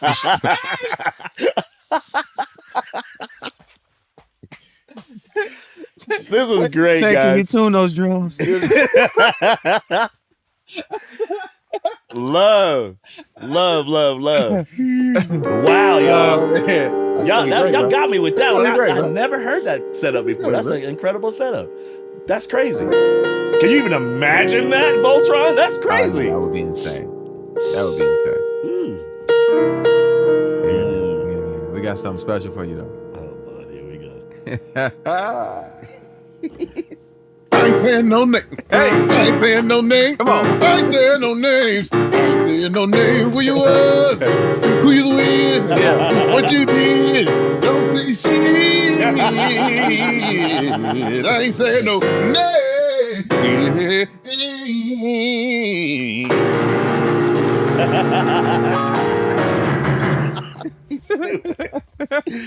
Woo! Yeah, we've come to that part. We've come to the segment. Special. Yeah, God, very here we special go. part of the show. Very special part of the show. What's that? So we're here now, Okay. and we need you to give us a story, funny or fucked up, Oh God. in your travels. I mean, you already told us some shit that was wild. You know what I mean? But this time you got to say without saying nobody's name. Okay. You know what I'm saying? Okay. You know, in the times, in the life and times. Brian Alexander Morgan, some shit you've seen. I mean, you know, maybe on the Just maybe a wild on, story? maybe on the fields In general? of Wichita. Maybe funny, fucked up, or both. But yeah, they can be funny or fucked up, or funny and fucked up. The only rule to the game is you can't say no names. Wow. Huh. That's interesting. I think so many things are going through my head, but like random stuff that has iconic moments that were weird. I walked onto the set of the video for Missy's The Rain. You said the name Can't already. Stand the rain. Oh, I'm sorry. But oh damn. It's all right. I fucked up. But it's not her. But it's not about her though. Okay. Well, That's just where I was. Okay, we'll stop at that. Is name. that okay? Got it. Yeah. I can't do this then because I can't say that's too many names. Come on. How am I going to convey You can do explain it. the situation. Yeah. You just can't say the names, man. I think I got to switch stories. Just be descriptive. That story is, I can't even. Okay, let me change. Okay, so no names. It's called I ain't saying no names. So let me get this right. Y'all don't want no names. Don't want no names. And I ain't saying no names. All right. Okay. Oh, this is a management issue. Okay. So when I got signed, didn't have management. When things fell apart, we got management trying to think that we were going to fix what was falling apart. Okay. It was a crook. We got a crook. As a manager. There was a person who was a criminal, and we didn't know that. So too late after you already signed to the management. Oh, you signed to the criminal? To the criminal. Okay. And that almost got me killed in real life because that criminal tried to come up against the powers that be, and it all went bad. So that was scary for a young person like me at that time in my early 20s that had never been confronted with, oh, I could die. Real gangster shit. Like, holy crap. Like, Yeah. what the hell? I didn't sign up for violence. So that was a life lesson that I learned, that loyalty can be more important than an immediate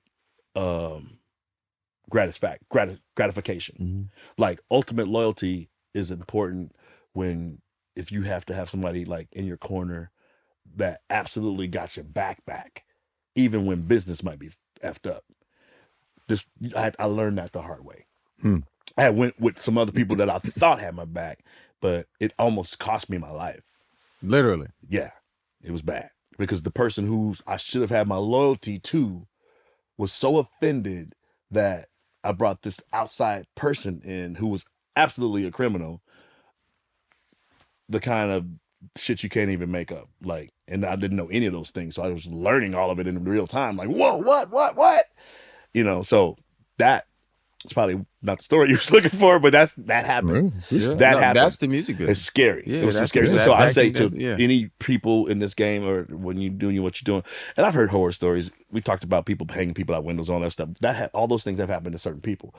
When I hear those kind of stories, I'm like, I dodged a bullet. Yeah. Compared to those stories. Mm-hmm. So I don't take my being alive for granted. Nice. Ever. Maybe that changed my life. I think it might have changed my life. My perspective on just being alive and being grateful for being in the position that you are in, even when it looks fucked up. Like, every day I wake up, I'd be like, I'm not in Gaza. That's just how I think. Yeah. I'm grateful and humble. And sometimes y'all tell me if this is y'all, I can have a moment where I just absolutely lose it and cry just for pure gratefulness. Just lose it and just being thankful. I just have a moment of praise by myself. Yeah. Nobody needs to know. Just me being thankful. I don't know if I'm the only one that does that, but I do. And to me, you talk about a cleansing. Mm-hmm. That's a cleansing to me.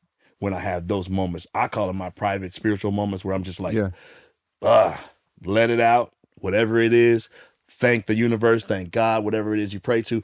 I do all of that as a weekly thing because it helps me keep myself grounded, be honest with myself, and spiritual. I still like if you follow my page, I talk so much shit against organized religion, and because of the way I came up, and there's a whole nother stories. There's a lot, and I have really bad feelings about organized religion and people trying to tell you how to do your connection with your higher power. Yeah. So I spend a lot of time on my page trying to tell people you don't have to do it some other person's kind of way. Right. You can do your connection direct.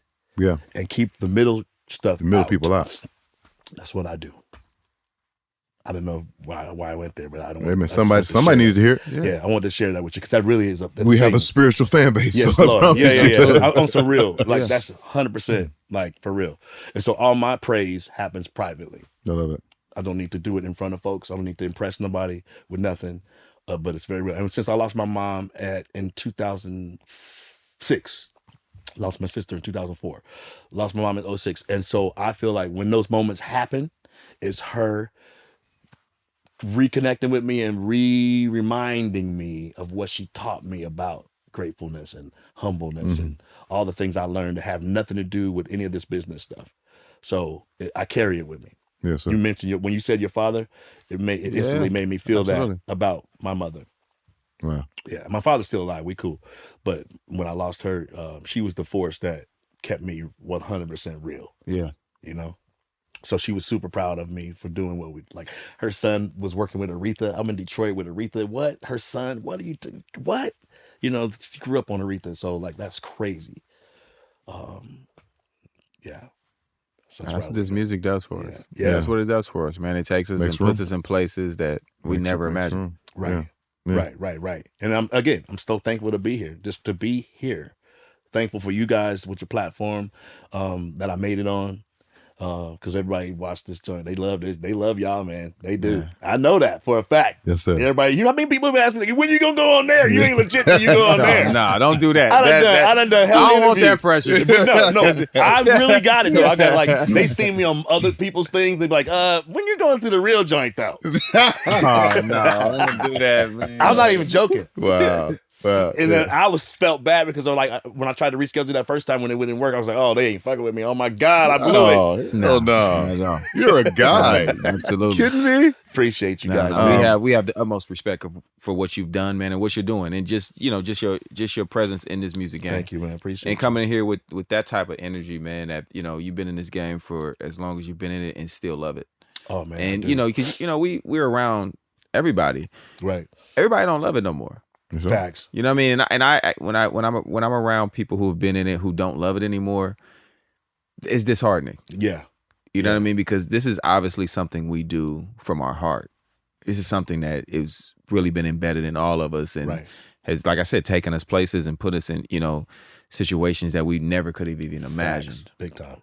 So when we get that and we get here, I just hope they remember, how good it is to be in this position. Right. Yeah. You know what I mean? And to see you still enjoying it the way you do and still you can still call it all up and this that. Oh, it's amazing, bro. Yeah. That's amazing. You know Wayne That's Williams? amazing. Of course. So Wayne was just at my house 2 nights ago. So I have a whole nother side of me that I do house music, like very religiously and seriously. Really, I'm a real student of house music. So Wayne and I are doing a partnership. We have Terry Hunter, the DJ from Chicago. He's amazing. So I'm doing a whole separate house music thing with those guys.